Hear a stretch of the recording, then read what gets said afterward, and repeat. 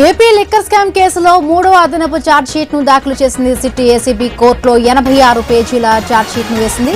తాజాగా సమర్పించిన అభియోగాల పత్రంలో చెవిరెడ్డి భాస్కర్ రెడ్డి, వెంకటేష్ నాయుడు, నవీన్ కృష్ణ, బాలాజీ యాదవ్ల పాత్ర, లిక్కర్ స్కామ్ లో ఏమేం చేశారో ప్రస్తావించారు సిట్ అధికారులు.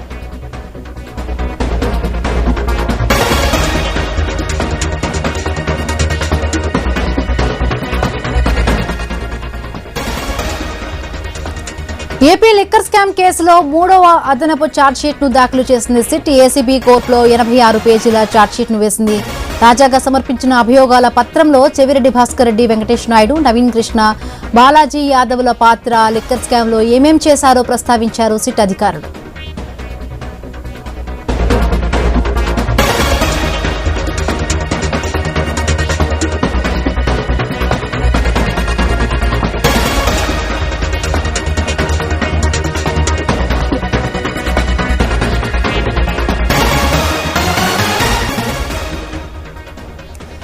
ఏపీ లిక్కర్ స్కామ్ కేసులో మూడవ అదనపు ఛార్జ్షీట్ ను దాఖలు చేసింది సిటీ ఏసీబీ కోర్టులో 86 పేజీల ఛార్జ్షీట్ ను వేసింది.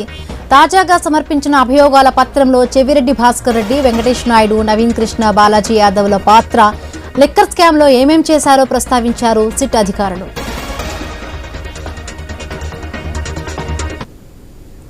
మరిన్ని పూర్తి అప్డేట్స్ మా కరెస్పాండెంట్ కాంతి అందిస్తారు. కాంతి.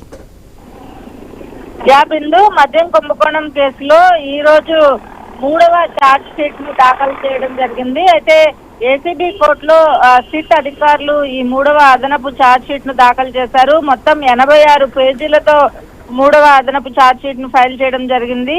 అదనపు ఛార్జ్ షీట్ లో నిందితులు చెవిరెడ్డి భాస్కర్ రెడ్డి, వెంకటేష్ నాయుడు, నవీన్ కృష్ణ, బాలాజీ యాదవ్ పాత్ర పైన సిట్ ప్రస్తావించడం జరిగింది. ఏదైతే రెండవ ఛార్జ్ షీట్ ను దాఖలు చేసిన సమయంలో దాంట్లో ఉన్నటువంటి ఏవైతే మార్పులు చేయాలి, అలాగే ఏవైతే ఛార్జ్ షీట్ లో మెన్షన్ చేసినటువంటి దానికి సంబంధించినటువంటి ఆధారాలన్నింటినీ కూడా చూపించాలని కోర్టు కోరటంతో సిట్ అధికారులు వాటిలన్నింటినీ కూడా సమర్పించడం జరిగింది. అలాగే ఈ ఏదైతే మద్యం సరఫరాకి సంబంధించినటువంటి కంపెనీల నుంచి కొల్లగొట్టినటువంటి ముడుపులు ఏవైతే ఉన్నాయో వాటిలన్నింటినీ కూడా గత ఎన్నికల్లో వైఎస్ఆర్సీపీ అభ్యర్థులకు చేరవేయడంలో చెవిరెడ్డి భాస్కర్ రెడ్డి కర్త కర్మ క్రియగా వ్యవహరించినట్లు సిట్ దర్యాప్తులో తేల్చి దానికి సంబంధించినటువంటి ఆధారాలు, ముడుపులు సొమ్ము తరలింపు సంబంధించి అలాగే కలెక్షన్ పాయింట్లకు చేరవేయడంలో చెవిరెడ్డి సన్నిహితుడు వెంకటేష్ నాయుడు కీలకంగా ఉన్నట్లు, అలాగే బాలాజీ, నవీన్ కృష్ణలు వారికి సహకరించినట్లుగా కూడా సిట్ గుర్తించింది.